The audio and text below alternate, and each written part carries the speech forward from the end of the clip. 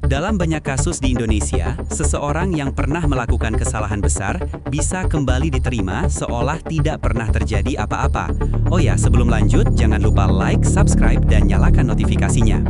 Dari tokoh spiritual sampai figur publik, banyak yang setelah terbukti bersalah justru disambut hangat ketika bebas, dihormati kembali, bahkan dipuja seperti dulu. Fenomena ini menimbulkan pertanyaan mendasar, kenapa masyarakat begitu mudah melupakan kesalahan dan begitu cepat memaafkan tanpa menuntut tanggung jawab? Di balik sikap yang terlihat penuh welas asih itu, sebenarnya ada cara berpikir yang keliru tentang moralitas, kekuasaan, dan tanggung jawab sosial. Masalahnya bukan hanya pada individu yang berbuat salah, tapi pada struktur nilai yang membuat masyarakat kehilangan kemampuan untuk menilai secara kritis. Fenomena seperti ini bukan sekedar soal maaf, tapi cerminan dari bagaimana bangsa ini memperlakukan kebenaran. Nah, di video kali ini, gue bakal bahas fenomena ini dari berbagai sisi. Buat tahu keseluruhannya, semuanya udah gue jelasin di video kali ini, so tonton videonya sampai habis. Di banyak lapisan masyarakat Indonesia, nilai moral seringkali tidak ditentukan oleh perbuatan, tapi oleh posisi sosial seseorang. Siapa yang bicara lebih penting daripada apa yang dibicarakan. Orang yang punya kekuasaan simbolik, entah itu tokoh agama, pemilik padepokan, pejabat, atau orang kaya, sering diperlakukan seolah mereka berada di atas standar moral biasa. Status sosial memberi semacam perlindungan tak kasat mata yang membuat mereka lebih mudah dimaafkan, lebih mudah dipercaya, bahkan ketika kesalahannya jelas di depan mata. Pola pikir feodal ini sudah tertanam lama dari cara orang diajarkan untuk tunduk pada yang dianggap lebih tinggi sampai kebiasaan menjaga wibawa orang yang dituakan meskipun salah. Dalam sistem nilai seperti ini, kebenaran bukan lagi soal keadilan, tapi soal siapa yang punya kuasa untuk menentukan apa yang benar. Akibatnya, ketika seseorang dengan posisi tinggi melakukan kesalahan, masyarakat yang ragu untuk bersuara, ada ketakutan sosial untuk menegur, ada rasa tidak enak hati karena dianggap melawan hierarki. Ini yang membuat pelaku dengan kekuasaan simbolik bisa dengan mudah mempertahankan citra suci mereka. Fenomena ini terlihat jelas ketika masyarakat lebih sibuk membela sosok daripada melihat fakta. Kalimat seperti, dia itu orang baik, nggak mungkin begitu, atau nggak pantas kita menjelekkan tokoh besar, sering jadi pembelaan otomatis. Dalam logika feodal, status menentukan moralitas, bukan sebaliknya. Orang yang punya jabatan dianggap otomatis lebih bermoral, dan yang di bawah seolah tidak punya hak menilai. Akhirnya, ketika seseorang di posisi tinggi berbuat salah, reaksi masyarakat bukan marah, tapi ragu. Ragu untuk menghakimi, ragu untuk memberi sanksi sosial, bahkan ragu untuk berpikir kritis. Yang paling bahaya dari hierarki moral seperti ini adalah bagaimana ia menciptakan jarak antara moralitas dan keadilan. Seseorang bisa terus dihormati bukan karena ia benar, tapi karena masyarakat tidak berani membayangkan dunia tanpa figur itu. Dalam budaya seperti ini, rasa hormat seringkali disalahartikan sebagai kebenaran. Padahal hormat tanpa batas hanya memperkuat ketimpangan moral. Dan di titik itu, masyarakat bukan lagi menegarkan nilai, tapi menundukkan diri pada simbol. Feodalisme moral juga membuat masyarakat punya cara pandang yang sempit terhadap kesalahan. Ketika yang bersalah adalah orang kecil, kesalahannya diperbesar. Tapi ketika yang bersalah adalah figur besar, kesalahannya diperkecil, dibungkus dengan narasi spiritual, atau dibenarkan dengan alasan manusia tempatnya salah. Perbedaan standar ini menciptakan sistem moral yang timpang, di mana keadilan tidak lagi bersifat universal, tapi bergantung pada seberapa tinggi posisi seseorang dalam struktur sosial. Selama masyarakat masih terjebak dalam feodalisme moral ini, proses sosial tidak akan pernah benar-benar adil. Orang besar akan selalu punya jalan untuk kembali diterima, sementara orang kecil akan terus menanggung stigma. Hierarki sosial tidak hanya menciptakan ketimpangan ekonomi, tapi juga ketimpangan dalam memaknai kesalahan. Dan ketika masyarakat menilai kebenaran berdasarkan siapa yang berbicara, bukan apa yang dilakukan, maka moralitas kehilangan substansinya. Yang tersisa hanya kepatuhan buta pada figur dan kebiasaan lama untuk diam di hadapan kuasa. Dalam masyarakat yang haus akan kepastian moral dan arah hidup, figur karismatik seringkali menempati posisi yang jauh lebih tinggi dari sekedar panutan. Mereka bukan hanya dihormati, tapi disucikan. Setiap ucapan mereka dianggap mengandung kebenaran. Setiap tindakan mereka dimaknai sebagai teladan. Indonesia punya tradisi panjang dalam mengidolakan sosok yang dianggap punya kedekatan spiritual, kekuasaan simbolik, atau sekedar kemampuan berbicara yang memukau. Dari kiai, guru spiritual sampai influencer, semua bisa berubah jadi pusat orbit moral masyarakat. Masalah muncul ketika penghormatan itu berubah jadi pemujaan. Dalam kondisi seperti itu, masyarakat berhenti berpikir kritis dan mulai memperlakukan figur sebagai sumber kebenaran mutlak. Apapun yang mereka lakukan, dicari pembenarannya. Kalau tokoh itu berbuat salah, kesalahan ditafsirkan ulang supaya tetap sesuai dengan citra suci yang sudah dibangun. Kalimat seperti "dia juga manusia" atau "mungkin ini ujian dari Tuhan" muncul bukan karena empati, tapi karena ketakutan untuk menerima kenyataan bahwa sosok yang dipuja ternyata tidak sempurna. Kultus figur tumbuh dari kebutuhan psikologis yang dalam. Banyak orang di masyarakat yang hidup dalam ketidakpastian sosial, ekonomi, bahkan spiritual. Dalam kondisi seperti itu, muncul dorongan untuk menemukan seseorang yang bisa dijadikan pegangan. Seseorang yang seolah punya jawaban atas semua keresahan. Figur karismatik hadir memenuhi kekosongan itu. Mereka memberi rasa aman, arah, dan identitas. Tapi dalam prosesnya, masyarakat secara tidak sadar menyerahkan daya kritis mereka. Ketika sudah percaya pada seseorang, logika berhenti bekerja.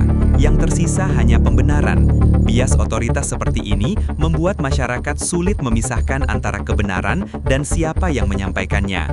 Kalau tokoh besar bilang sesuatu, otomatis dia benar. Kalau orang biasa mengucapkan hal yang sama akan dipertanyakan. Inilah bentuk ketimpangan kognitif yang membuat banyak orang mudah dimanipulasi.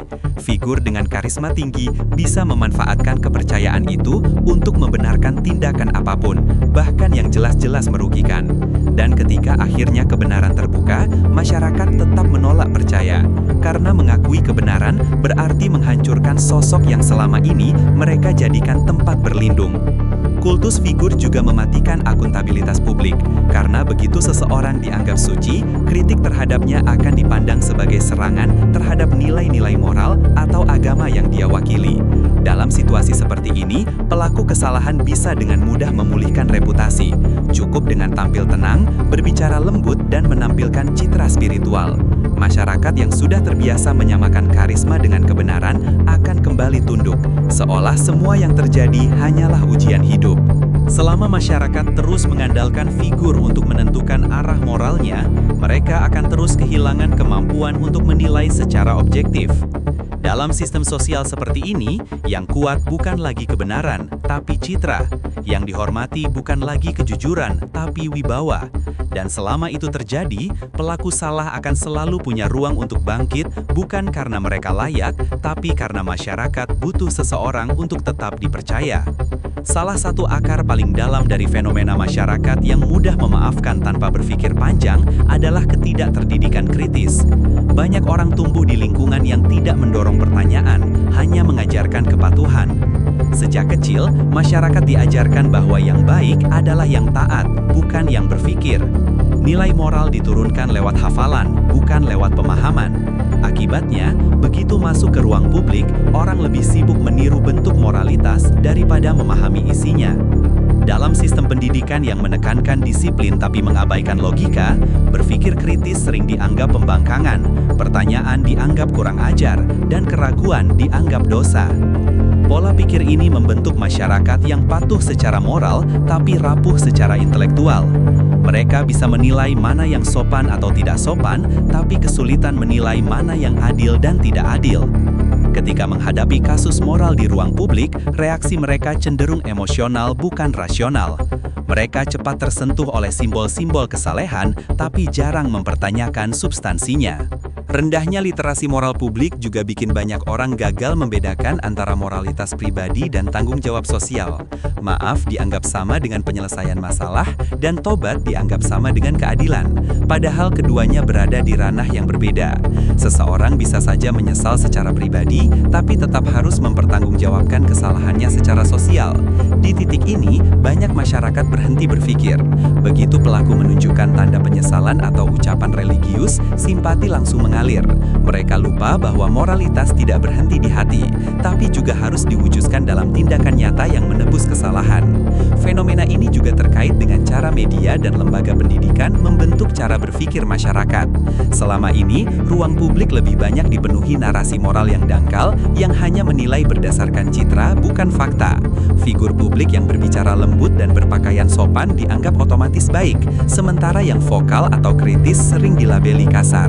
Ketika masyarakat terbiasa menilai moralitas dari penampilan, kemampuan mereka untuk membaca konteks dan substansi jadi tumpul. Rendahnya literasi moral juga membuat masyarakat mudah digiring. Banyak orang menerima begitu aja narasi yang disebarkan oleh pihak berpengaruh tanpa melakukan verifikasi.